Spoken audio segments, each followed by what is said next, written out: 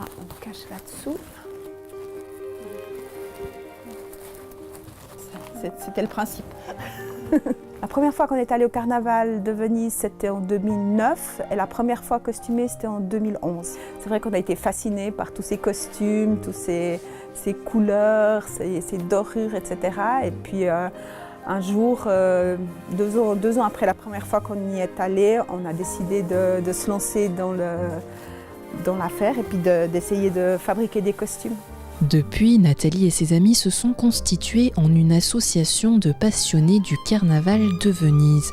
Leur but, faire connaître la magie et le mystère de ce carnaval jusqu'en Suisse.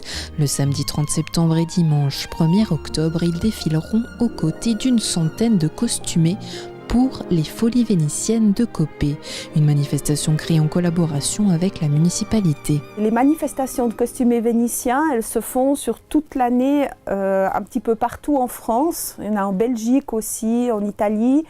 Et c'était pas du tout connu en Suisse romande. Et nous, on est allés 1 ou 2 fois au carnaval d'Annecy en tant que costumés.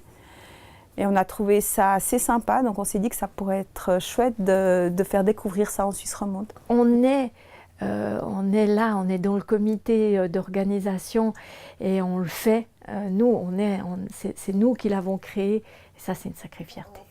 Une fierté, mais aussi beaucoup de travail, à commencer par la conception des costumes. J'étais pas très chaud au début.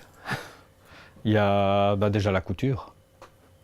Ensuite, l'impression d'être un peu comme dans une foire, que tout le monde nous regarde, nous observe. C'est une règle que je me suis fixée parce que Nathalie, c'est mon amie depuis de nombreuses années. Et pour moi, c'est la vie.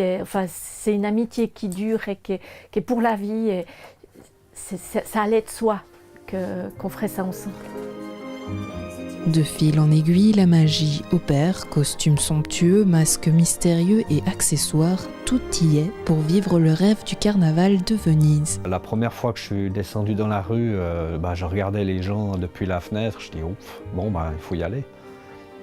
Puis après c'était un peu une révélation, quoi. C'était vraiment chouette. Ça fait plaisir de les voir, de les porter.